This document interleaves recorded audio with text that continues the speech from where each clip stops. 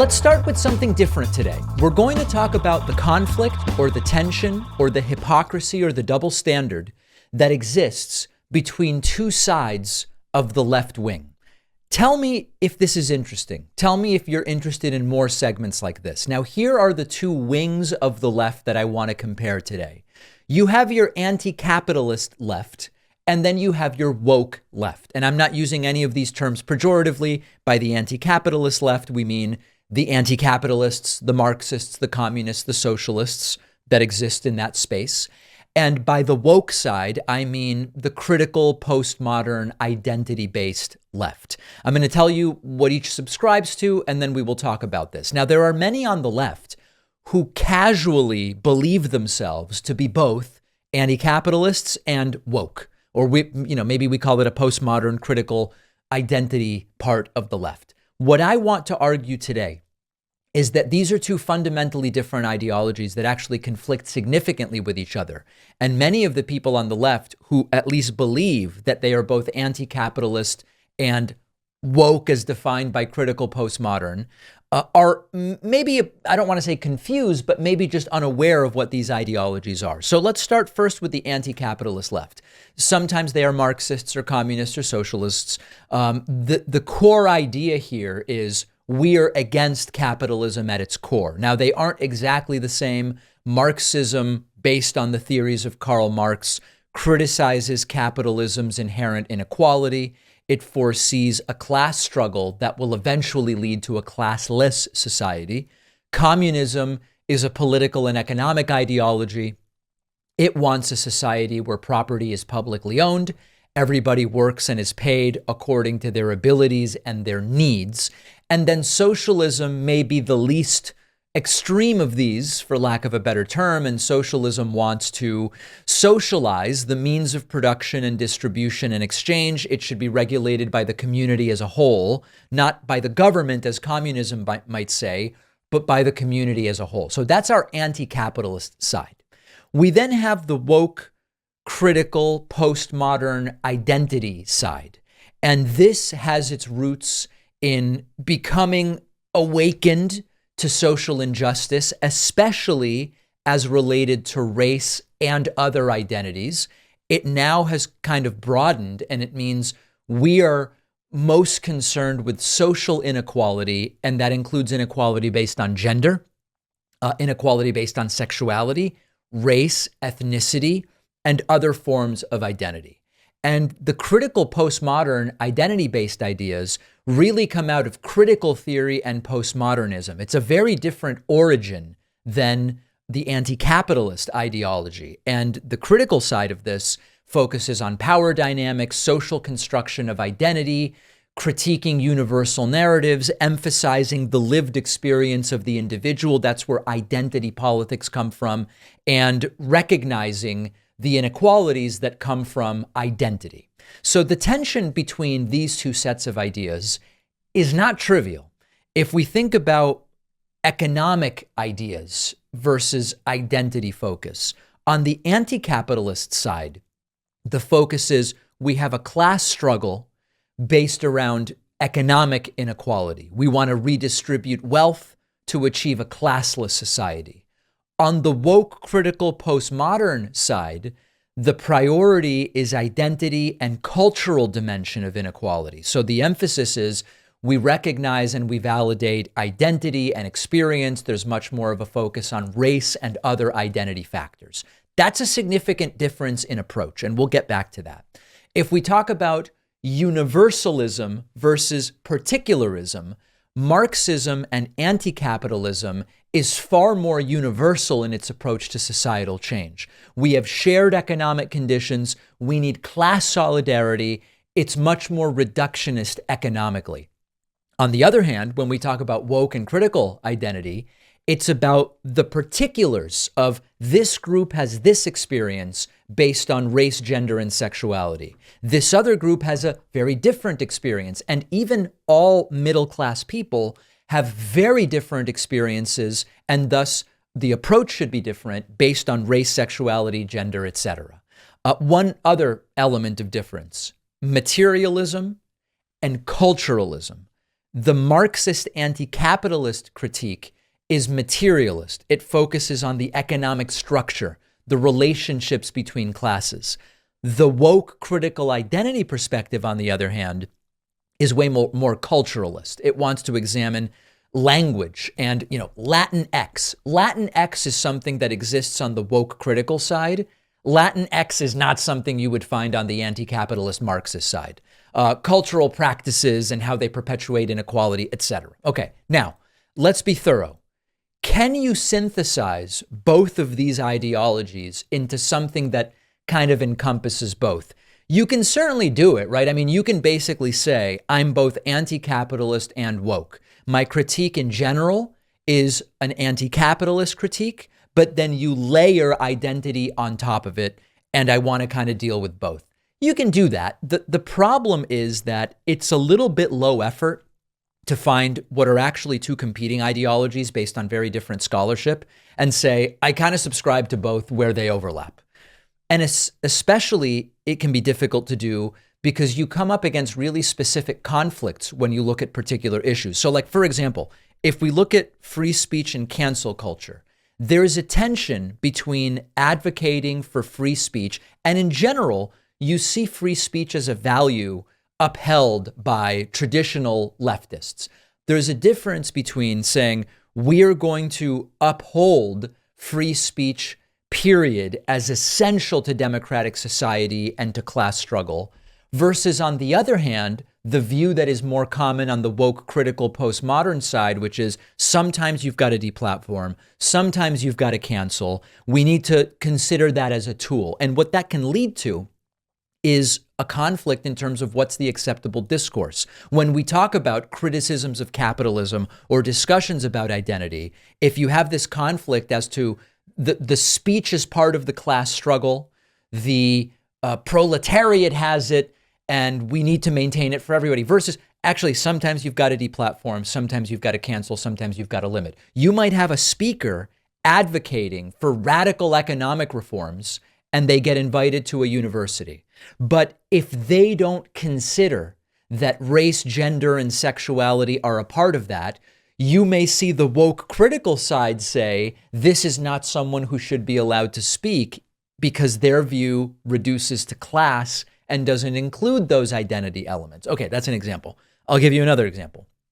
Intersectionality versus class reductionism. This is a tension between the anti-capitalists and the woke postmoderns. Intersectionality is a key component of the woke ideology. It says overlapping social identities are complex, race, gender, sexuality, and sure, we include class in that as well. When you try to combine that with the anti-capitalist view, you can be accused on the anti-capitalist side of just being a class reductionist. And it is absolutely the case that on the anti-capitalist side, as envisioned by Marx and others, you don't really deal in the same way with, well, if you're a black lesbian lower middle class, that is very different than white lower middle class. The approach is different, the solutions, the critique, it's all different. That doesn't exist historically on the anti-capitalist side. So again, it's easy to say, well, I believe in both. It doesn't strike me as the most serious thing to take two ideologies that conflict and say, I believe in both. I find it to be sort of low effort. Now, I'll tell you how my ideology interlocks with this. I'm a social democrat.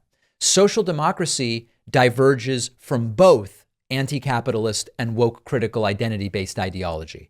Social democracy, which is what I subscribe to, advocates for democracy within a capitalist framework with significant regulation, significant state intervention to ensure social welfare, equitable distribution of resources, equality of opportunity, and it wants to balance efficiency, innovation within the market with the need for social justice and protecting people against economic and social insecurity. So social democrats usually would support a strong welfare state, progressive taxation, comprehensive public services. We want a high standard of living for all citizens, regardless of economic contribution and regardless of identity factors. So the social democracy has capitalism as a base. Marxism, communism, and socialism want to overhaul or abolish capitalism. Social democracy accepts the capitalist system, and we want to humanize it by managing the excesses instead of dismantling it entirely.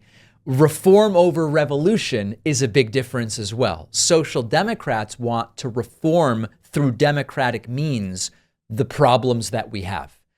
There is a more revolutionary view from the anti-capitalist group often. And we can kind of go through the list. I think most people in my audience understand social democracy. So I'm curious to hear from those in the audience, what do you make of this conflict? And why hasn't this tension come to the forefront to the degree that it should based on the ideologies that these movements come from? Even when you look at pragmatism over purity, when you look at the woke critical side, social democracy is far more pragmatic and doesn't tend to fall into these purity tests and litmus tests, whereas the woke critical postmodern side often does. So let me know your thoughts. Let me know if these sorts of discussions are interesting. Where do you hear yourself falling within this spectrum of the left? And remember, this is all on the left. Every movement I just mentioned are movements on the left. Let me know your thoughts and we can follow up the discussion.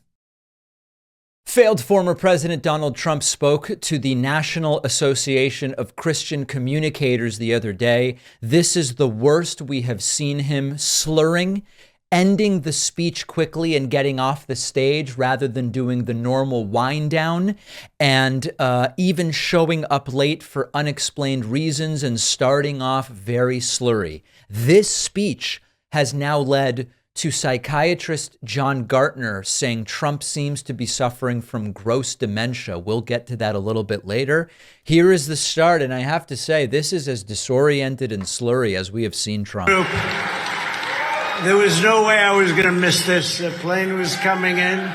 That plane was coming in. I said, "Are we okay?" to the pilot. He said, "I think so." I didn't like that answer. "I think we're okay, sir. I think we should be okay." I'm saying, "Should we turn back?" He said, "I wouldn't mind if we did." I said, "I don't have the courage to turn back from these people. Just land this sucker, would you please?" So Trump very slurry and a number of cognitive gaffes. Trump saying that thanks to him, Israel has become the capital of Israel. Weird thing to say, isn't it? Nothing happened. But I did it, and Israel therefore became the capital. And it was a big thing. And on Monday, I called back the biggest leaders in the whole world. And of course, what Trump means is he moved the U.S. Embassy from Tel Aviv to Jerusalem. He doesn't even remember what he did, instead saying, thanks to him, Israel became the capital of Israel.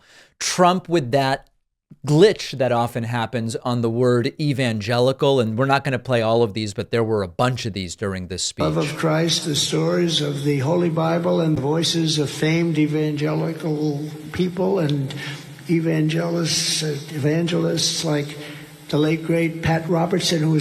And that's that glitch. We've seen it before. Trump's shoulder goes up and he seems to sort of be unable to get the word out that he's trying to get out. We still don't really know what that is. Trump ranting unintelligibly in numerous parts of this speech, talking here about God content and context and just kind of going in circles. It's not syntactically coherent. It's sick. I will protect the content that is pro-God. We're going to protect pro-God context and content. To that end, at the request of the NRB, I will do my part to protect AM radio in our cars. You know, we like to listen to AM radio. Yeah. Not really making any sense. At one point, the speech ground to a halt and it is silence. You could hear a pin drop in this audience. Getting killed. They end up getting shot, mugged. Terrible things happen, and can't be that way. Can you imagine foreign leaders coming in from other lands? They hear all about Washington, the United States, and they're driving in dirty roads. There is a room full of people. I know it's hard to tell from the dead silence. Potholes all over the place, medians that are falling down into the road, and crime and graffiti graffiti all over those beautiful marble columns, swastikas. Swats, it's like a pot sticker, a swastika. Don't know what it's stuffed with. Can you imagine what they must think about our country? And I worked hard on that. You know, anytime I drive, when I saw like one or two tents starting to form, I said, go out there immediately and take down those tents.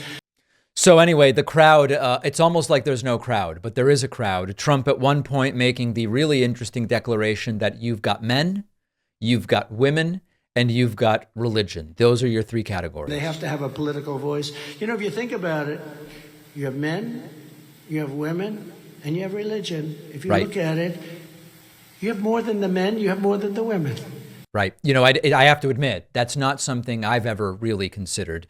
Maybe the most rambly moment in the speech was this word salad, and I challenge you to parse the syntax on this one. We will never allow the big media or left-wing pressure groups to silence you, censor you, discriminate against you, or in any way tell you what you have to say. They want you to say what they want to have you say, and we're not going to let that happen. You're going to say as you want, and you're going to believe, and you're going to believe in God. You're going to believe in God because God is here and God is watching. Right. As you can tell, a deeply spiritual Donald Trump, really, really struggling to read this nonsense off of the teleprompter. And then lastly, and this was the biggest sign that something was up, Trump showing up late and slurring 5, 6, 7 disoriented and confused bits of speech, and then abruptly wrapping the speech and getting off the stage, cutting it very short. And every indication Trump was just not, something was up and he was trying to get out of here early. Revival. So again, I want to thank you, and I want to thank the national religious broadcasters. I cannot state strongly enough what an incredible job you do. God bless you, and God bless America. Thank you very much. Thank you.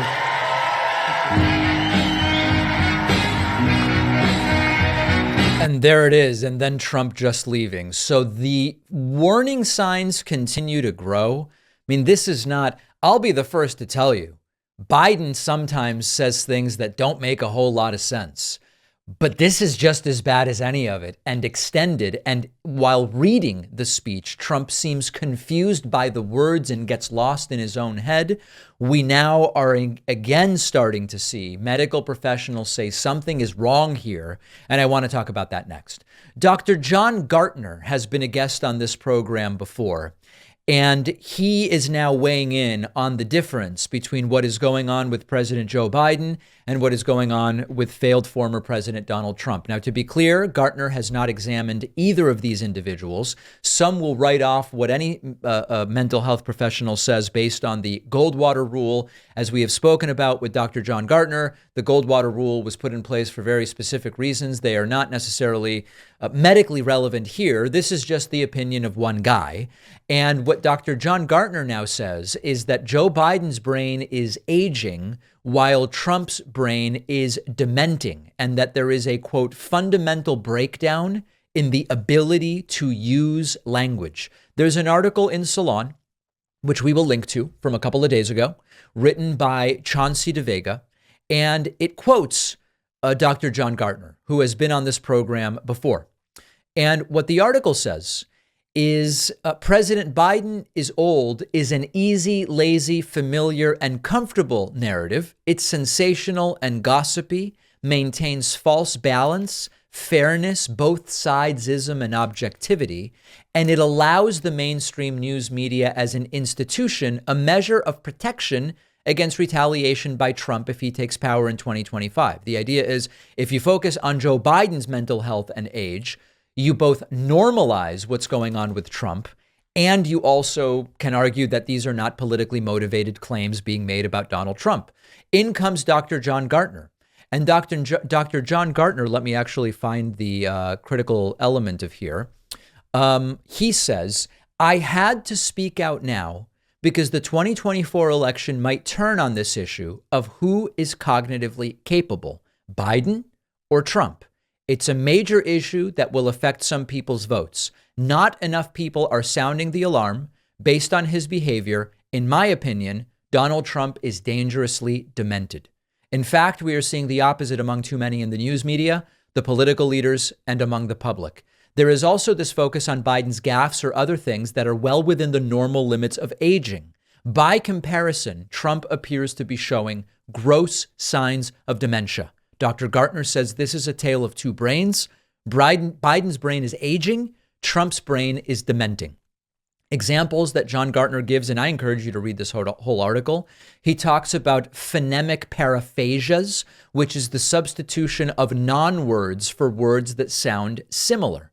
We've seen Trump say beneficiaries rather than beneficiaries, renoverse instead of renovations, pivotable instead of pivotal. Obama became famously Obama. Missiles became mishes. Christmas became Christius. Bipartisan became bipars. The argument here is that this is a sign of cognitive decline. Dr. John Gartner also points out what we call tangential speech, incomprehensible free association, and word salads.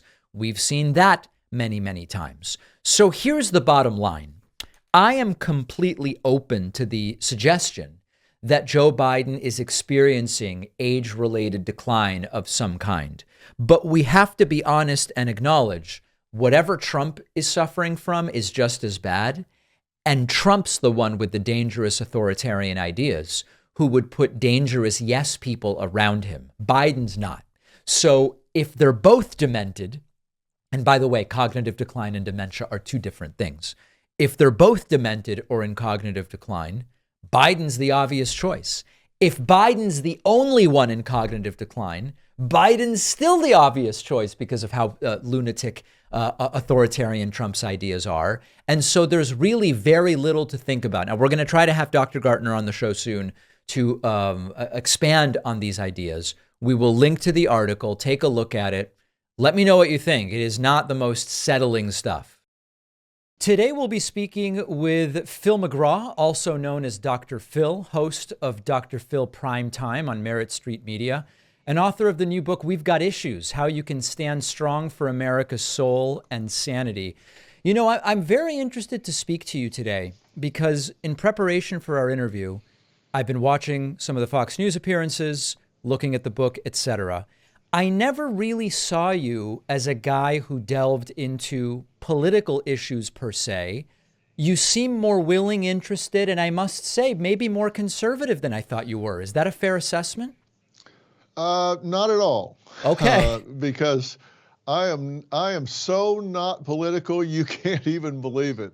And I'll tell you why. I know nothing about politics. And I know why you say that. It sounds like it. Right. I talk about these things as cultural issues from a psychological, psychosocial standpoint, how they affect families and people. And they do overlap with some of the things that politicians talk about, but they talk about it from a political standpoint, funding standpoint, how they can get this bill or that bill through. Couldn't care less.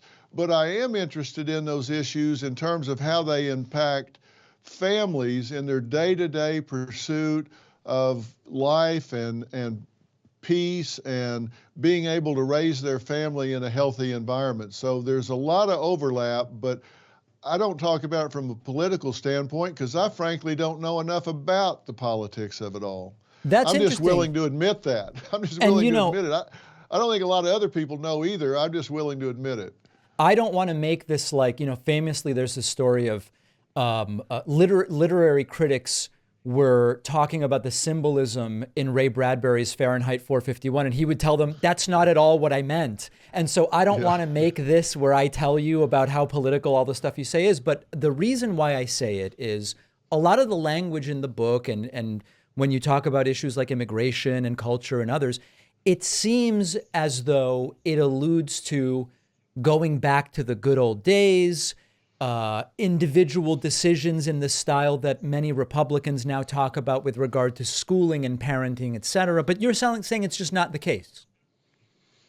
No, and that doesn't mean that there aren't politicians on both sides of the aisle that talk about these issues. But if you really think about raising a family in America, whether it's now or 50 years ago or 20 years down the road, we still have to keep our eye on what I think are core issues in America. And I think the backbone of America is the family unit. I really think that if we have strong families, if we have strong family values, and I think that our families in America, as you've heard me say and read me say, are under attack. And I think some of those attacks are unintended consequences of technology, for example. But these are things that, whether politicians talked about them or not, if they tried to legislate about them or not, I would still be talking about. So give some examples of that. What are some of the attacks facing families? Well, I think about 08, 09, we had what I think has been the biggest change to human life since the Industrial Revolution. I think before the Industrial Revolution, we were a very agricultural civilization, right? People worked on the farms. We grew what we needed. But then we became mechanized, and I think back then we were 95% agricultural. Now we're 1% agricultural. Why? Because everything is so mechanized and people move to the cities and all. Well, the biggest thing that's happened since then, in my opinion, was the advent of the smartphone. The internet became so prolific. And I mean, think about it. We're walking around in 08, 09 with as much computing power in our hands with smartphones, laptops, iPads, that we had when we did the moon shot. When we put a man on the moon, we didn't have as much computing power as we can hold in our hands as of 08, 09, and it changed everything. And people stopped being so involved with the reality of life and started getting involved in virtual life. And it's only gone more and more in that direction since that time. And also at that time, we started seeing the highest levels of anxiety, depression, and loneliness in young people since records were kept. And I'm with you on this changed. one. I'm with you on this one. Jonathan Haidt has studied and written about this extensively. You and I are aligned on this one. What about the ones that fall under what you call the tyranny of the fringe? Because I don't think the smartphone example falls under that category, right? No, that's why I say some of this is the unintended consequences of like technology. But then we've got some where we've got people that are just trying to change some of the core values in America, core values of family, trying to rewrite history. And we've got people that are coming in saying, well, we want to change history. We want to change what kids are being taught in history. We want to change biology. We want to change all of the things that we have for 100 years had empirical data to support. But tell me more about, I don't want to gloss over this. I really want to understand this. Changing history. Okay, what was the history that used to be taught that now has been changed by the tyranny of the fringe? Well, pick an area. We can talk about biology, where we have always had two sexes. But what about history? Now, just to pick history, not biology, because you said history, biology. What about history? Well, there's a lot of history to biology, and you would be missing a big point to pretend that there's not historical biology. But if you want to talk about history, we can, not in biology, but just talk about the history of mankind. Yeah. We've got areas where they don't want to talk about slavery. We had one a group of people that wanted to start describing slavery in history books as involuntary relocation.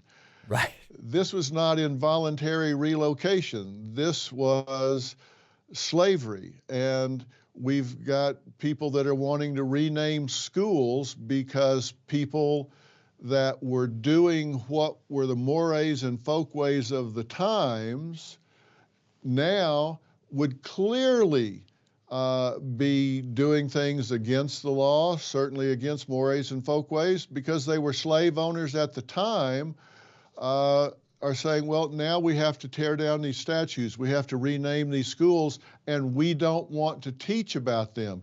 We have to learn from our mistakes as a society. We can't pretend those things didn't happen. They did happen. They were dark and ugly times in American history. We don't want to pretend those things weren't there. So let me see if I understand, crazy. because there's a bunch of stuff. So if I hear you correctly, you're not in agreement with those who want to minimize the tragedy and brutality of slavery, but you also want to keep the school names. If a school is named after a slave owner, you're also okay with that because it will remind us and we will learn from it. Am I understanding that correctly? I think you're oversimplifying what I'm saying. What Okay. I'm saying is, if you're wanting to change American history to pretend that these people did not exist, and you want to measure them by today's yardstick rather than the yardstick at the time, that's what is referred to as presentism. And that's like saying, okay, you're going to drive through a neighborhood and the speed limit is 20. And you drive through that neighborhood doing 20, and then they come along and say, you know what, we're going to change the speed limit to 10, and we're going to give you a ticket for speeding when the speed limit was 20. It's now 10, but you weren't speeding when you were doing 20, but now it's 10. We're going to give you a retroactive ticket for doing what was acceptable at the time. That's called presentism. We're going to take what was done back at the time, pull it up into the current time, and condemn you for not knowing what was going to be acceptable 200 years later than when you did it. And I think that is really narcissistic and arrogant and rewriting history instead of letting people learn from the mistakes that were made in America and that we need to learn from so we don't make those mistakes again. Because some of those people also did some really good things at the time. We don't need to endorse everything they did, but we need to acknowledge the good and the bad. When it comes to cancel culture, something you've also written and spoken about, what do you think is the prototypical or emblematic example of someone who was unfairly canceled over the last few years? Well, I think the idea of cancel culture is more than one person, and I'm not going to speak specifically about one person. What I'm going to say is you've got people that want their speech instead of free speech. And so they will come in and talk about in a university certain things that can't be shared, can't be talked about. We've got universities that have put out language that they highly recommend their professors to not use. One of them that jumps out at me from the University of California is they were encouraged to no longer say America is the land of opportunity, or the job should go to the most qualified person. They were saying you can't say those things anymore because they are considered to be oppressive. And if you have university faculty, even tenured faculty, that talk about those things or ask their students to take positions that are contrary to what they believe, what the students believe, they get grieved against, they get suspended, they get disciplined, and in a sense canceled at that point. You know, that's interesting. Let me weigh in on that a little bit because that's very interesting. You know, in preparation for the interview, I looked at the academic setting because a lot of times when we talk about cancellation, we talk about, oh, a comedian who said or did something and then for a while they didn't have shows or something like that, you know, Louis C.K., for example, et cetera. I looked for the revocation of tenure for professors in a lot of these schools that you talk about or allude to. And really, it seems that when tenure is being stripped, it's for real wrongdoing. Plagiarism is uncovered, sexual harassment of students, etc. I really struggle to find evidence in a country of 330 million people of tenure being stripped just because of using the wrong language. Now, I'm not saying that there aren't wacky memos that go out, or I'm with you that this stuff exists anecdotally. But if we think about what is happening big picture, I actually struggle to really find examples of this as an epidemic. Tell me where I may be missing something. Well, I don't know what you mean by epidemic. Well, that it's happening, that professors are being stripped of tenure, not for serious violations of their like I said, sexual harassment, plagiarism, being involved in criminality, but just because they said something that is maybe not politically correct. I'm just not seeing that tenure is being stripped from professors for that. Do you have any examples of professors that have lost tenure in that way? I do, and I'll provide it to you. How's that? I'll get you a list and send it to you. That would be, I would love to do that, because if that is happening, I want to expose that and I want to talk about that. Couple other things that I wanted to ask you about. When it comes to what you see happening in the political space right now, approaching it from a cultural perspective, as you say that you do you agree that a decline in religiosity is a problem in the United States, or is that not a concern to you? It is a concern to me. I think we've seen church membership drop below the 50% mark for the first time in our country's history. And I think that that's a problem for a variety of reasons. And one of them being that that's one of the times that families tend to spend quality time together.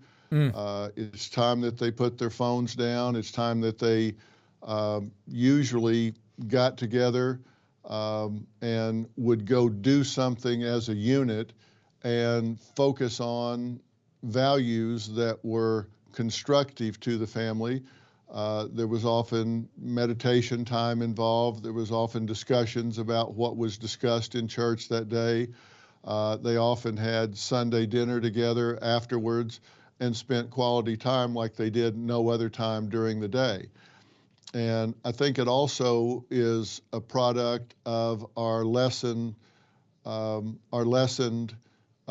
rate, which has dropped because a lot of people join church when they have children because they want their child to be baptized or christened or whatever. And the fact that we've seen our birth rate drop to around 1.6 from 2.1, which is necessary to sustain our infrastructure right now, is a problem. And it seems that that's one of the main reasons that church membership has dropped off. There's fewer kids to go get baptized, christened, or whatever, so people have less reason to go to church, and that's a byproduct of the lesser birth rate.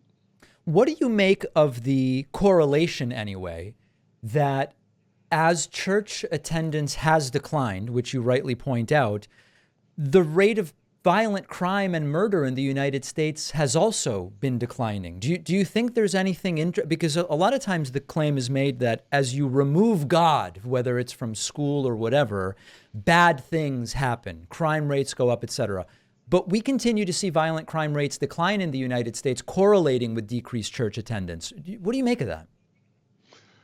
Well, I think that that is a correlation, and I think some crime is declining in some areas and it's going up in others. But I think the idea is that if we will work to consecrate crime, put some measure of consequence that goes with the crimes that are happening, and give these people some result for what they do and give them some opportunity to turn their life around, learn how to do things differently than what they're doing, then we'll see it continue to decline in the areas where we've got good trends and turn it around in areas where we don't.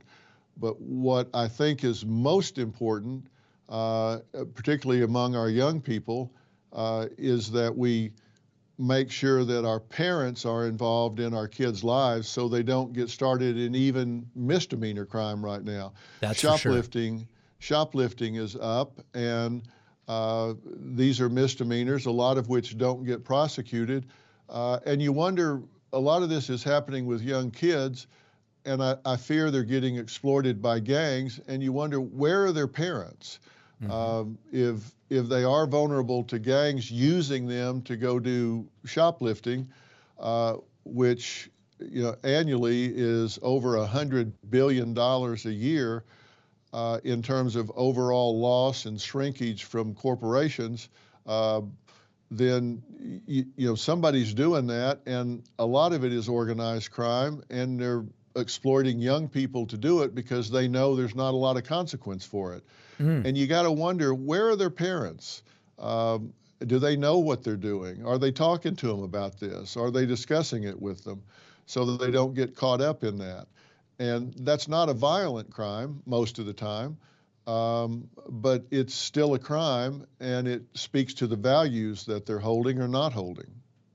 I know that we're at the end of our time, and I don't want to keep you over. I'll remind the audience, the new book is We've Got Issues, How You Can Stand Strong for America's Soul and Sanity. I really appreciate your time and insights, and being totally transparent, having never spoken to you before. A lot of what you're saying sounds very conservative to me, which doesn't necessarily mean it's bad. I happen not to be a conservative. Some in our audience are. That's my read of it all, and I think it's very interesting to see you wading into some of these topics. And don't forget that I said I was going to send you a list of professors that have had consequences, and I expect you to share that with your listeners when I do. We will include it in the YouTube description. You have my promise, sir. All right. And you have my promise, I'll send it to you. All right. Appreciate your time. Thank you so much. I'm glad we were able to make this work. All right, a few other quick things today. Boy, what an interview with Dr. Phil, by the way. A couple other things. Number one, you might think that now with the complete failure and collapse of the so-called FBI informant, Alexander Smirnov, it turns out that he lied about the supposed Biden crime elements and facts. We now have found out that he's admitted to being tied to Russian intelligence. After that imploded, you might think the Biden crimes thing is over. You would be wrong. Here is James Comer on Fox News saying, hey, you know what? Our new concern is that Jim Biden, Joe Biden's brother, he seemed to say some things that were inconsistent. So now we're going after him. With Jim Biden, he said some things that aren't consistent with other people who we've interviewed, with other amounts of evidence that we have in the form of text messages and emails. And right now, as we speak, Maria, our staff's going over, reviewing all that to determine whether or not Jim Biden, in fact, told the truth in his transcribed interview. So now the focus is on Jim Biden over what at this point appeared to be some kind of inconsistencies with what other witnesses said. Of course, it's extraordinarily common that two witnesses will recall an event differently.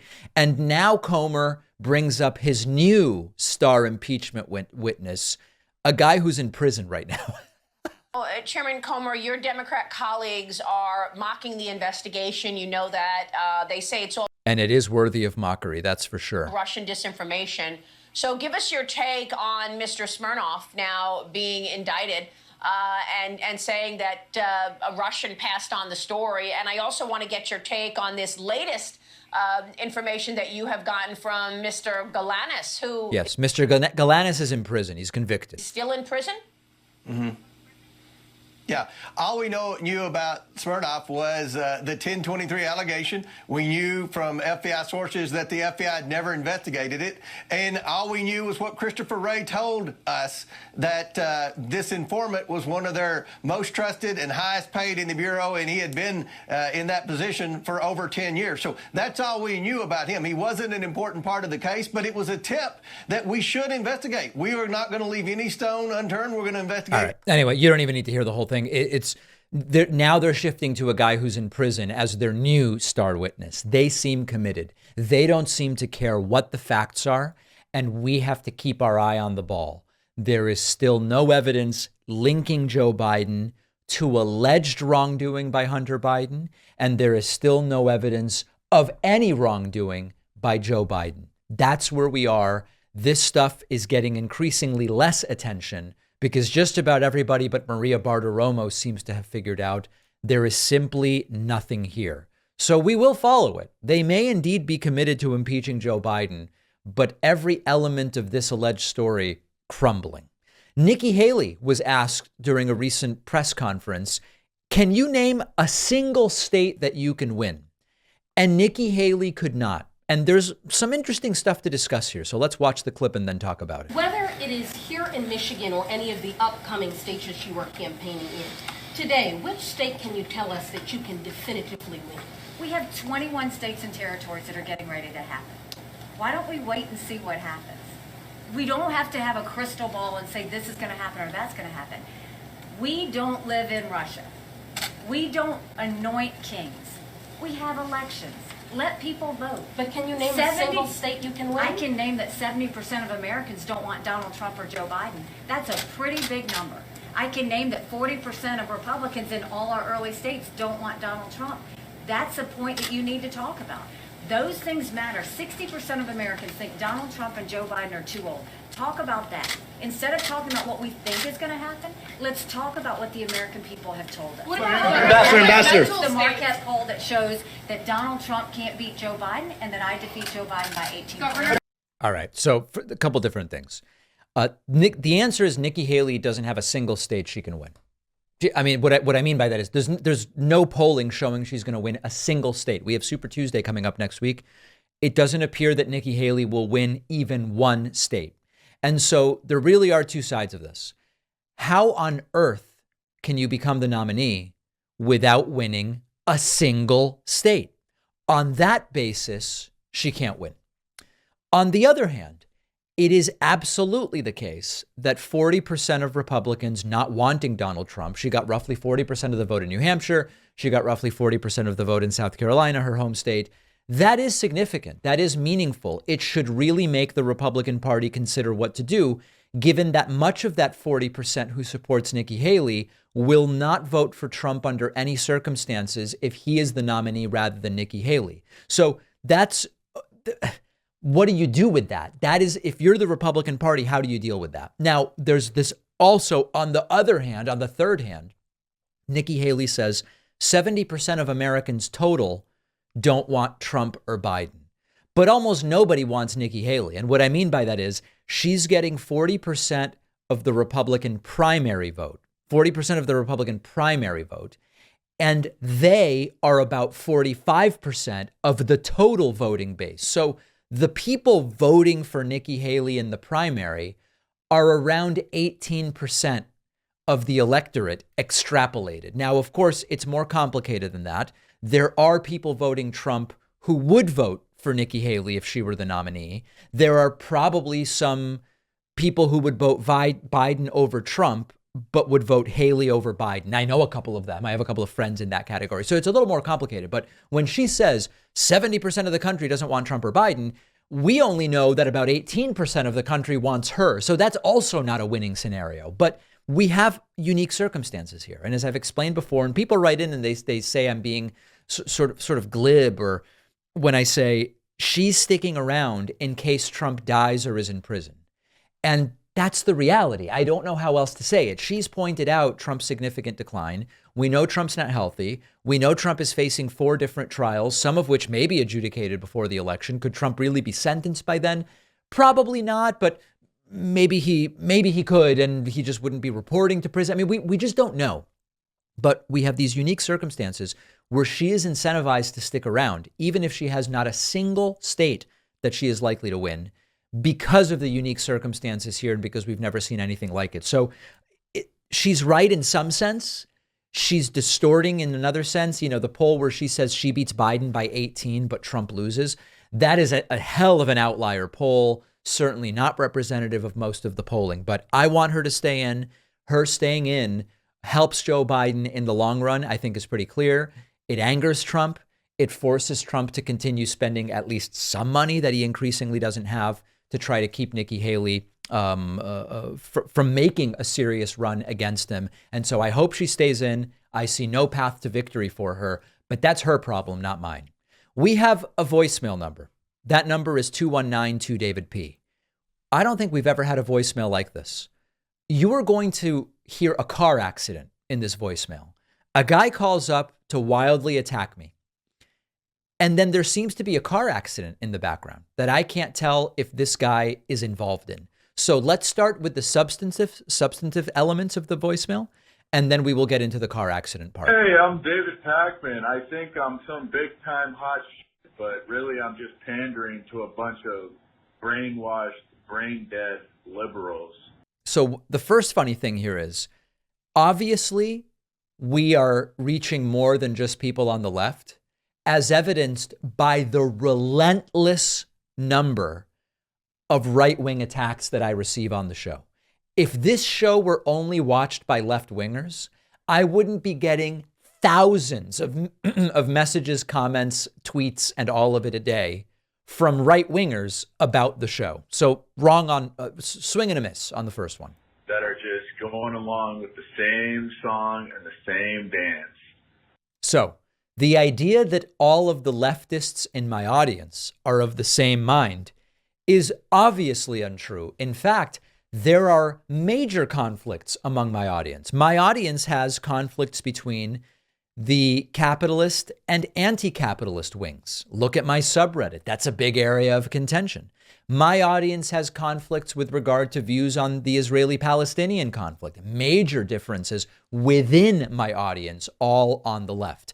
My audience has differences on their views on transgender issues and what should and shouldn't be allowed. And these are all at least nominally people on the left. So the idea that we have a monolithic left-wing audience, just look at my subreddit and you'll see that's not the case. All right, so let's continue. And then we get to the car accident here. They're so damn senile. They got a senile president in office that damn near can't even speak. But guess what? It don't matter to them. They're being told what to do, what to think, what to say, how to feel. And all this jerk's got, this David Packman jerk, all he cares about is enriching his pockets. He wouldn't be there talking about Trump every single day if he wasn't getting paid. He'd be one of those jerks in the office trying to talk shit about Trump and the business. Oh my God. Oh my God. Oh my God. Oh my God. Oh my God. Are you okay?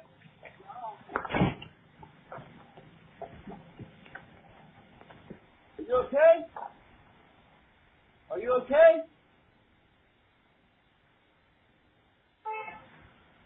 Almost hit me too, man. Oh my God. Thank God. He hit me, huh? Yeah, he hit you for sure. Ah, damn it. Thank God he didn't get me, man. I'm so sorry, bro. Wow. So I don't know what happened. Hopefully everybody's okay. Almost every claim made by the individual before the car accident was wrong. And I hope everybody is okay there. That's pretty scary stuff to hear. On the bonus show today, we will talk about the U.S. airman who died after setting himself on fire after the outside the Israeli embassy in Washington. And we will talk about some of the reaction to this incident. The Republican budget chair now says that new revenue, meaning raising taxes, new revenue should be on the table to reduce the deficit. You don't often hear Republicans say that. And tourists have gone back to North Korea for the first time since the pandemic. What are they seeing? Our first glimpses of what is going on in the hermit kingdom, so-called, since the pandemic. All of those stories and more on today's bonus show. Remember, the bonus show is every day. Oh, the bonus show where you want to make money. Everybody else that makes money to fund themselves is bad. Alex Jones hates the bonus show. Viewers and listeners love the bonus show. Sign up at joinpacman.com. You'll get instant access, and you can use the coupon code SAVEDEMOCRACY24 to save about, I think it's 40-50% or something like that. We'll see you on the bonus show, and I'll be back tomorrow with a new program.